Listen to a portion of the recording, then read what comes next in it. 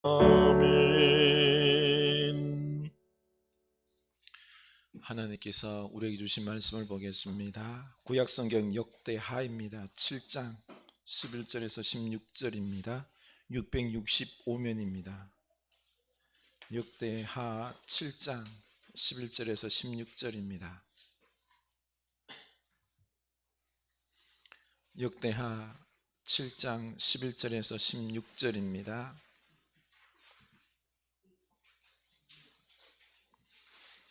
우리 다 같이 한 목소리로 읽겠습니다.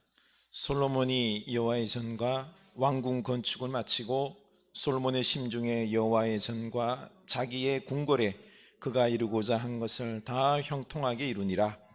밤에 여호와께서 솔로몬에게 나타나 그에게 이르시되 내가 이미 내 기도를 듣고 이곳을 택하여 내게 제사하는 성전을 삼았으니 혹 내가 하늘을 닫고 비를 내리지 아니하거나 혹 메뚜기들에게 토산을 먹게 하거나 혹 전염병이 내 백성 가운데 유행하게 될 때에 내 이름으로 일컫는 내 백성이 그들의 악한 길에서 떠나 스스로 낮추고 기도하여 내 얼굴을 찾으면 내가 하늘에서 듣고 그들의 죄를 사하고 그들의 땅을 고칠지라. 이제 이곳에서 하는 기도에 내가 눈을 들고 귀를 기울이리니 이는 내가 이미 이 성전을 택하고 거룩하게 하여 내 이름을 여기에 영원히 있게 하였습니다. 내 눈과 내 마음이 항상 여기에 있으리라. 아멘. 우리 이곳에서 우리 이 땅에 치유를 위하여 기도할 수 있기를 원합니다. 하나님께서 치유하여 주실 줄로 믿습니다. 우리 코로나가 또 외국에는 엄청 많이 유행하고 있죠. 우리도 좀 위험한 지경이 시작되는 것 같은데요.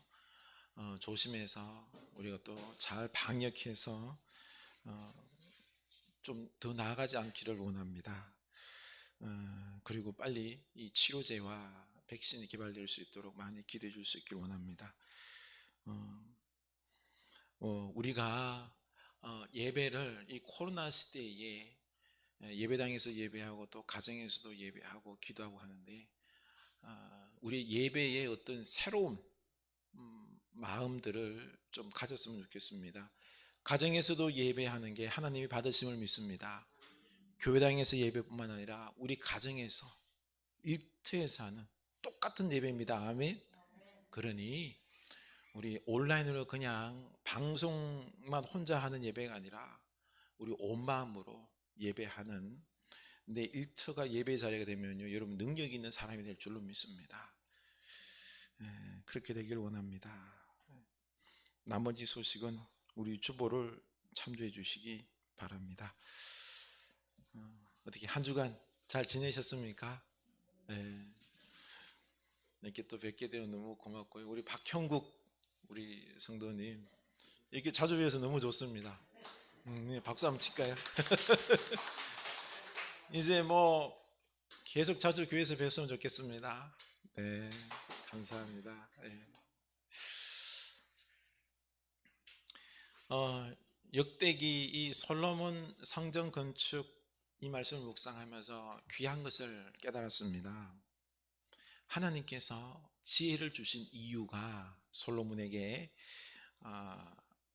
그 몇 가지 있지만은 첫 번째는 성전을 건축하기 위함이었습니다.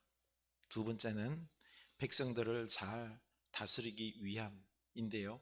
뭐 사실 먼저 솔로몬이 하나님께 지혜를 달라고 구했죠, 그렇죠?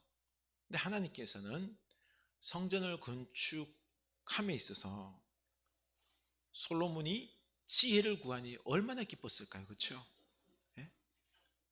하나님은 너무너무 기뻤어요. 그래서 지혜뿐만 아니라 뭐도요?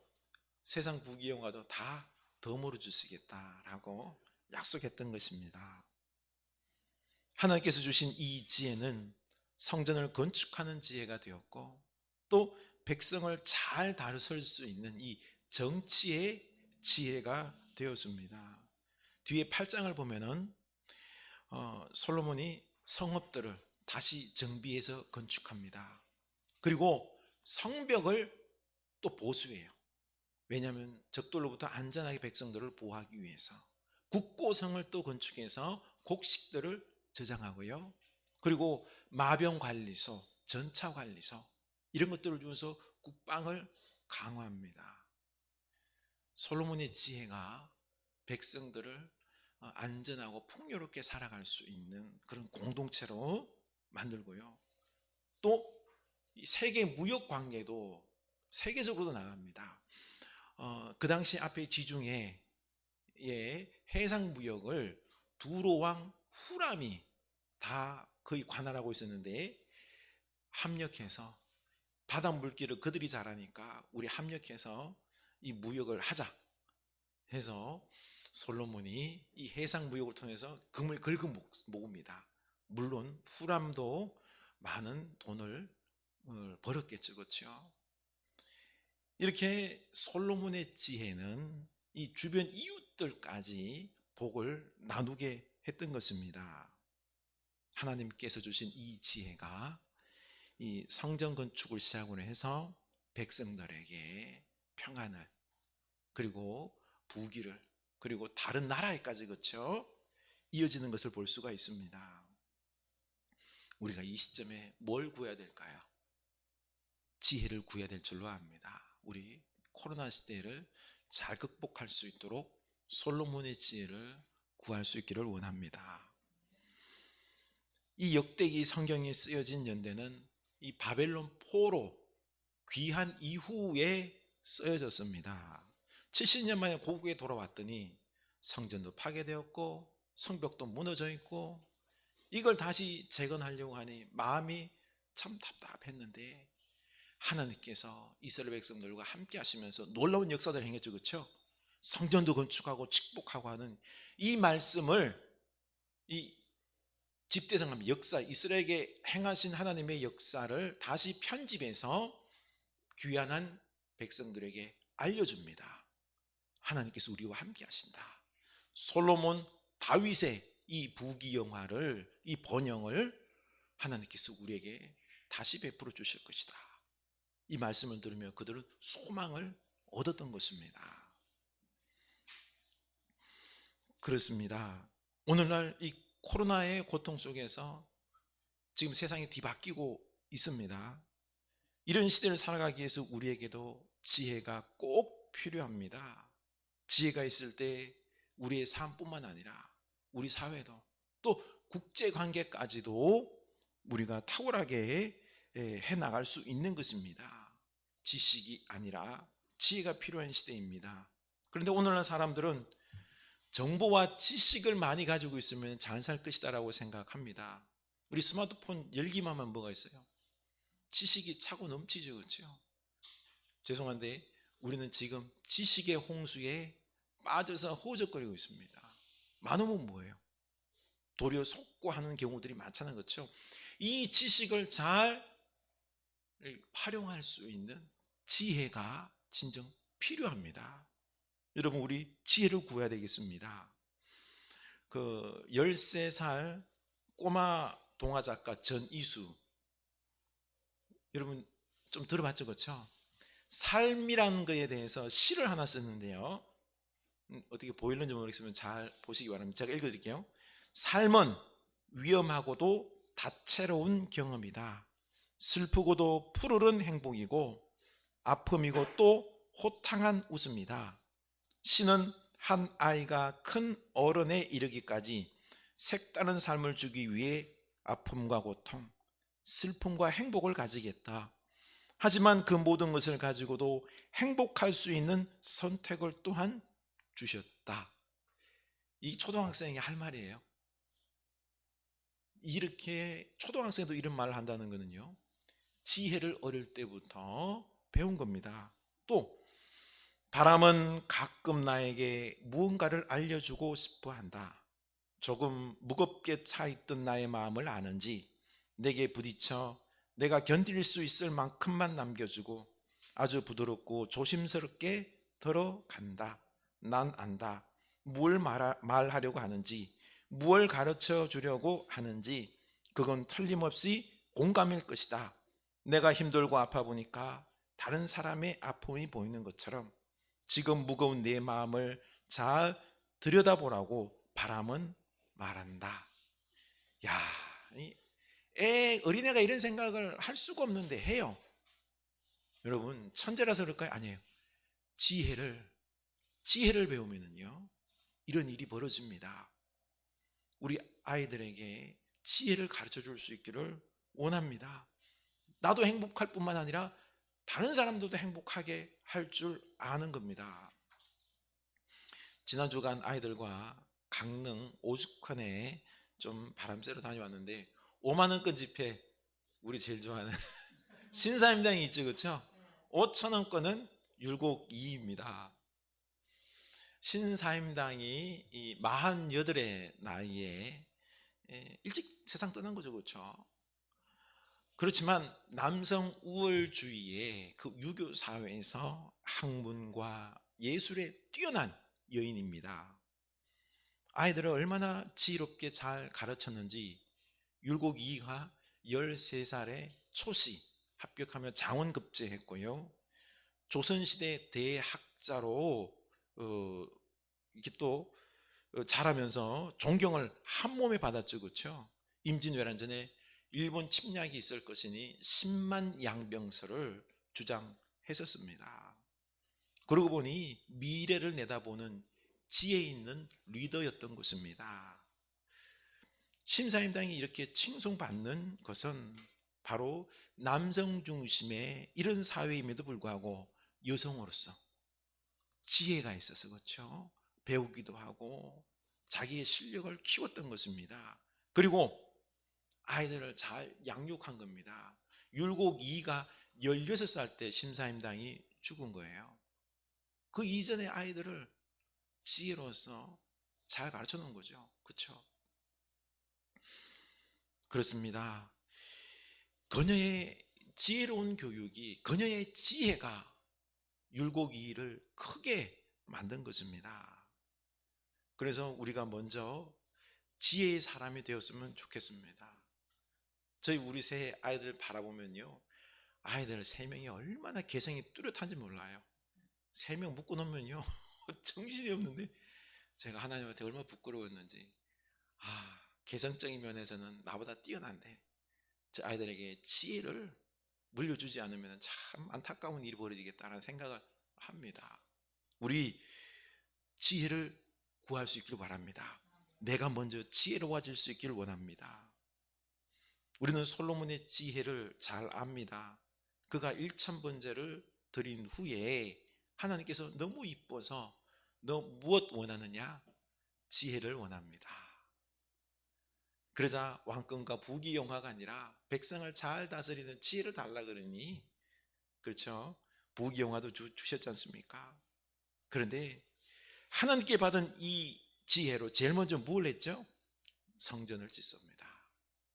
그리고 십계명이든 언약궤가 이제 성전 완공하면서 들어올 때 하늘에서 우리 하나님이 기뻐서 임재하십니다. 구름이 온 성전 안을 다 메우죠. 솔로몬이 너무 기쁜 거예요. 그래서 하나님 앞에 자기도 화답하는 의미로 하나님 앞에 중보기도를 합니다. 솔로몬이 이렇게 고백합니다. 하나님께서 이 성전을 다 건축하셨습니다. 내가 한 게 아닙니다.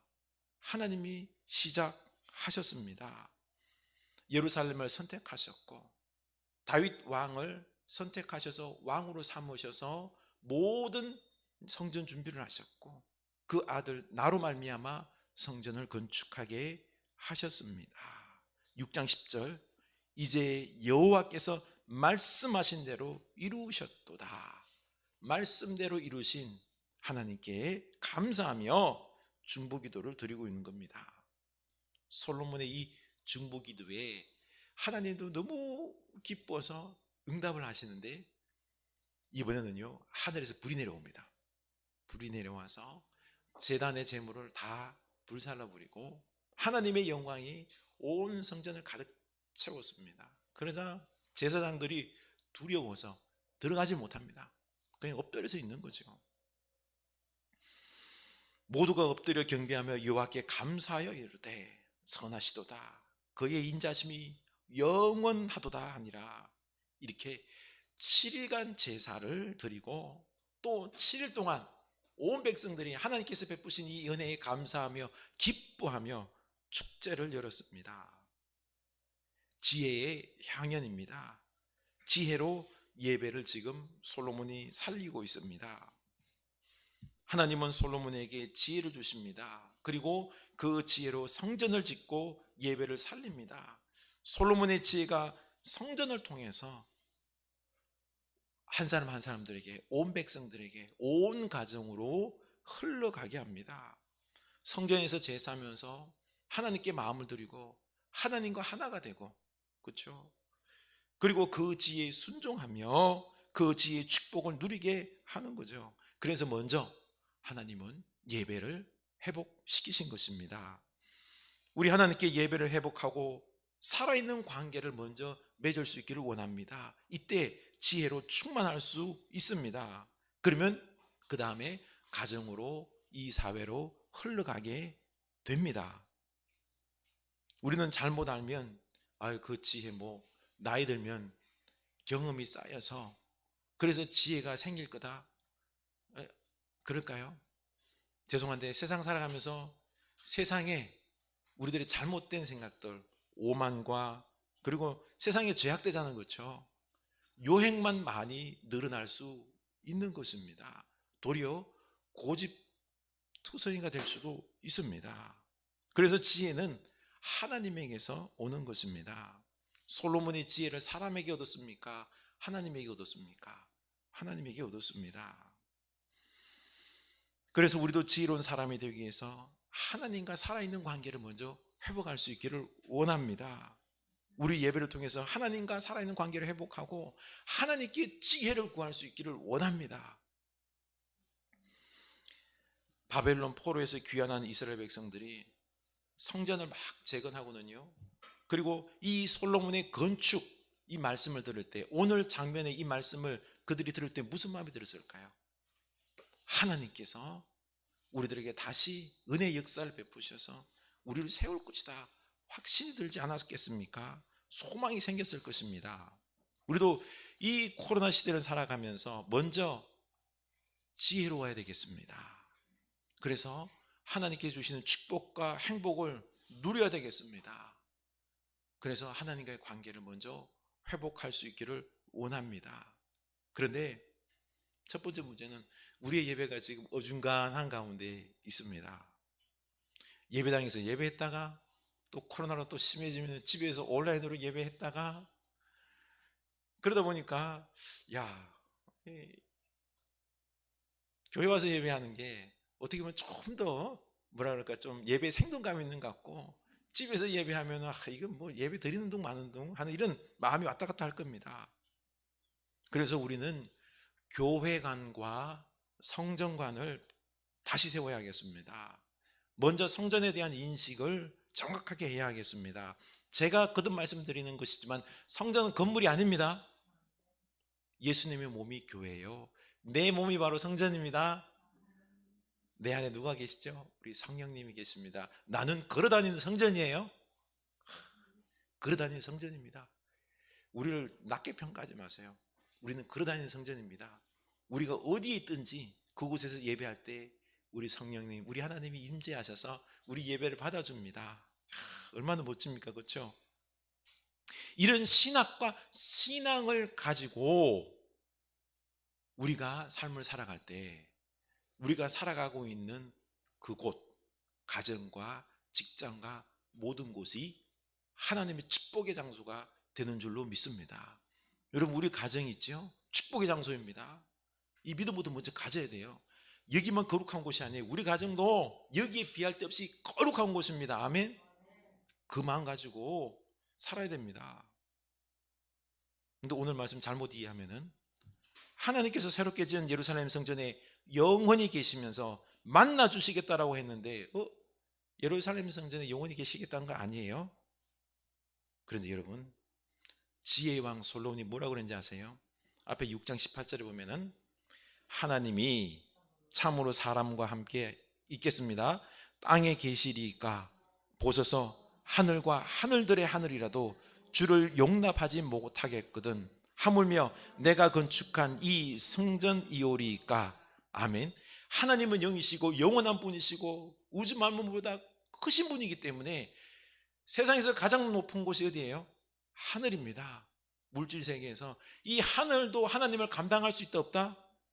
못 담습니다. 담을 수가 없습니다. 그래서 솔로몬이 만든 돌과 나무로 지은 이 성전이, 예루살렘 성전이 하나님을 담을 수 있다? 없다는 거예요. 못한다는 겁니다. 또 7장 16절 읽겠습니다. 이는 내가 이미 이 성전을 택하고 거룩하게 하여 내 이름을 여기에 영원히 있게 하였음이라. 내 눈과 내 마음이 항상 여기에 있으리라. 아멘. 여러분 정확하게 알아야 됩니다. 하나님께서 이 성전에 사시겠다가 아니라 내 이름을 여기에 두겠다. 내 눈과 내 마음을 항상 여기에 두고 보고 듣겠다라는 거죠. 예루살렘 성전에만 하나님께서 계신다라고 유대인들이 나중에 잘못 이해했어요. 그래서 성전을 신성시했는데 아니에요. 하나님은 이름을 여기에 두겠다는 거예요. 너희들이 여기서 예배하고 기도하고 이곳을 향하여 기도할 때 하나님이 유심히 보고 들어주겠다는 거예요. 그렇죠? 이 의미다라는 거죠. 이스라엘 백성들이 바벨론 포로 끌려갔다 귀환하면서 이거 알았어요. 왜요? 예루살렘 성전이 파괴되었거든요. 하나님이 이곳에 살고 계시면 예루살렘 성전이 파괴되면 돼요? 안 돼요? 안 되잖아요. 하나님이 거기 계시는 게 아니라 하나님이 그곳을 보고 계신다는 것입니다. 그래서 우리가 다시 성전을 재건해서 그곳에서 우리가 기도하고 예배할 때에 어떤 곳에서든지 기도하고 예배할 때에 하나님께서 보시고 듣고 역사해 주신다는 것입니다. 중요한 게 건물이 아닙니다. 예수님도 분명히 말씀했습니다. 요한복음 4장에서 사마리아 여인이 너무너무 고민돼서 묻는 거예요. 내 말을 믿어라. 이 산에서도 말고 예루살렘에서도 말고 너희가 아버지께 예배할 때가 이르리라. 아버지께 참되게 예배하는 자들은 영과 진리로 예배할 때가 오나니 곧 이때라. 아버지께서는 자기에게 이렇게 예배하는 자들을 찾으시니라. 아멘. 사마리아 여인은 예루살렘에서 예배해야 됩니까? 사마리아 여기서 예배해야 됩니까? 어디서 예배해야지 하나님께서 받으십니까? No. 하나님은 영이시니 어디든지 계실 것이니 네가 어디 있든지 믿음으로 영으로 예배하면은 영과 진리로, 그렇죠? 영적으로 믿음으로 진리, 이건 진리는 진심이란 말도 섞여 있어요. 진심으로 예배할 때에 하나님께서 받으신다는 것입니다. 이 예수님께서 참 예배에 대해서 이렇게 설명을 해 주셨습니다.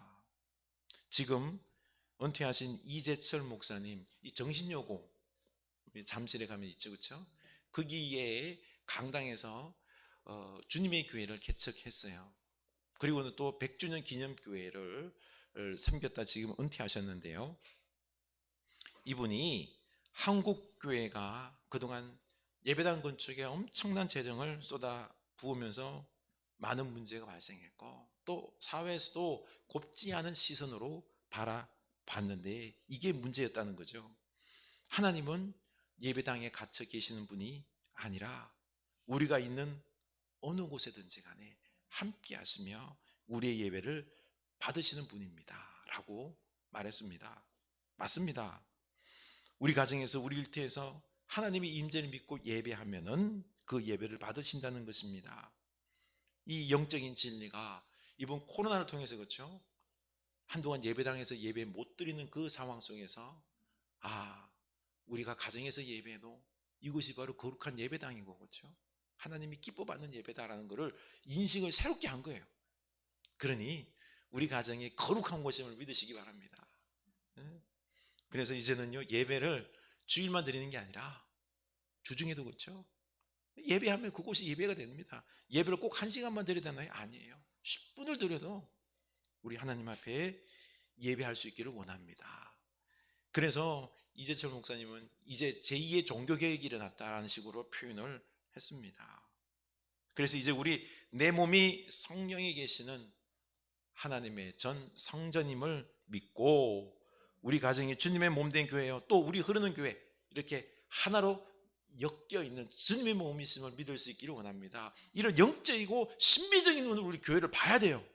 자꾸 건물로 보면은요, 교회를 건물로 보면 경쟁하게 됩니다. 그리고 여러분의 가정교회는 작은 교회입니다. 아멘. 세상과 가장 가까이에 있는 작은 교회예요. 그래서 여러분은 옆에 있는 이웃이랑 바로 연결되어서 복음 전하고 섬기는 예수님께서 쓰시는 작은 교회임을 믿으시기 바랍니다. 조심해야 될 게, 온라인 영상 틀어놓고 그냥 때우듯이 형식적인 예배, 이건 안 됩니다. 그렇죠? 이걸 넘어서 우리의 가정과 우리의 삶에서 솔로몬처럼 예배하고 우리 하나님의 지혜로 살아가는 여러분 될 수 있기를 원합니다. 12절 읽겠습니다. 내가 이미 내 기도를 듣고 이곳을 택하여 내게 제사하는 성전을 삼았으니 아멘. 하나님께서 예루살렘 성전처럼 우리 가정, 우리 교회를 택해서 아주 거룩한 곳으로 우리의 기도를 듣는 곳으로 삼았음을 믿을 수 있기를 원합니다. 이런 확신의 믿음으로, 영적인 지혜로 우리가 예배하고 살아야 되겠습니다. 13절 읽겠습니다. 혹 내가 하늘을 닫고 비를 내리지 아니하거나, 혹 메뚜기들에게 토산을 먹게 하거나, 혹 전염병이 내 백성 가운데 유행하게 할 때에 내 이름으로 일컫는 내 백성이 그들의 악한 길에서 떠나 스스로 낮추고 기도하여 내 얼굴을 찾으면 내가 하늘에서 듣고 그들의 죄를 사하고 그들의 땅을 고칠지라. 아멘. 지금 코로나로 이 전염병 때문에 온 세상이, 우리의 땅이 병들어 있지 않습니까? 우리가 교회에서, 우리 가정에서, 우리가 서 있는 곳에서 치유의 기도를 해야 될 줄로 믿습니다. 우리가 기도하면 하나님께서 고쳐주시겠다라고 약속했습니다. 아멘. 우리 집에서도 기도할 수 있기를 원합니다. 어디서든지 날마다 우리 기도하며 하나님 앞에 살아있는 관계 속에서 하나님의 지혜를 구하는 여러분 될 수 있기를 원합니다. 솔로몬처럼 되어야 됩니다. 또 이 하나님 말씀에 지혜자가 되는 비결이 숨겨져 있습니다. 14절 보면은 내 이름으로 일컫는 내 백성이 그들의 악한 길에서 떠나, 먼저 악한 길에서 떠날 수 있기를 원합니다. 잠언 1장 7절 여호와를 경외하는 것이 지식의 근본이언을 미련한 자는 지혜와 훈계를 멸시하느니라. 아멘. 지혜로운 사람은 악에서 떠납니다. 하나님을 경외합니다. 하나님을 경외하는 사람들은 하나님과 살아있는 관계를 맺습니다. 그래서 하나님으로부터 오는 지혜를 받을 수 있는 것입니다. 하나님을 경외하며 예배하면 하나님의 지혜가 우리 가운데에 넘쳐날 줄로 믿습니다. 두 번째, 스스로 낮추고 겸손할 때 하나님의 지혜를 들을 수 있는 귀가 열립니다. 잠언에서 지혜로운 자와 겸손한 자, 미련한 자와 교만한 자가 한 쌍을 이룹니다. 지혜로운 자의 가장 큰 특징이 겸손입니다. 나를 낮추고 다른 사람의 하나님의 말씀을 들을 수 있는 귀를 여는 거지요. 11장 2절에 보면 교만이 오면 욕도 오거니와 겸손한 자에게는 지혜가 있느니라. 겸손할 수 있기를 원합니다. 지혜를 얻을 것입니다. 세 번째, 기도하여 내 얼굴을 찾으며, 기도하여 하나님의 얼굴을 찾습니다. 이때 죄를 사하고 땅을 고쳐주시겠다고 말씀하셨습니다. 기도할 때 하나님께서 우리에게 지혜를 주시고 뿐만 아니라 하나님의 기적의 역사도 일어납니다. 우리 이제 악을 떠나 하나님을 경외합시다. 그리고 겸손히 주님께 기도할 수 있기를 원합니다. 우리는 하나님의 지혜 사람이 될 줄로 믿습니다. 지혜가 없는 시대인 오늘날에 율곡 이희 선생님의 인생을 망치는 8가지 나쁜 습관이 너무너무 오늘날 모습과 닮아 있습니다. 첫째, 놀 생각만 하는 습관. 둘째, 하루를 허비하는 습관. 셋째, 자기와 같은 생각을 하는 사람만 좋아하는 습관. 넷째, 헛된 말과 글로 사람들의 칭찬을 받으려는 습관. 다섯째, 풍류를 즐긴다며 인생을 허비하는 습관. 여섯째, 돈만 가지고 경쟁하는 습관. 일곱째, 남 잘 되는 것을 부러워하며 자신의 처지를 비관하는 습관. 여덟째, 절제하지 못하고 재물과 여색을 탐하는 습관. 오늘 우리 사회의 현실 아닙니까? 우리 더욱 지혜가 필요한 시대입니다. 지혜로운 사람이 될 수 있기를 원합니다. 지혜는 하나님에게서 옵니다. 우리 선자리 속에서 하나님께 예배를 잘할 수 있기를 원합니다. 살아있는 관계를 회복하고 하나님 앞에 지혜를 구할 수 있기를 원합니다. 우리가 지혜로운 사람 될 줄로 믿습니다. 솔로몬의 지혜는 성전 건축을 넘어 온 가정과 나라의 부국 강병을 이루었고 국제관계 속에서도 해상무역을 통해 중심국가가 되어 부를 축적했습니다. 부귀영화의 시대를 이루었던 것입니다. 이 모든 것이 하나님의 지혜 때문인 줄로 압니다. 그러니 우리 이제 지혜를 구할 수 있기를 원합니다. 먼저 예배를 회복합시다. 우리 가정으로, 우리 일터로, 우리 사회로 이 지혜가 흘러가서 우리들의 삶이 풍성하고 부귀영화를 누리는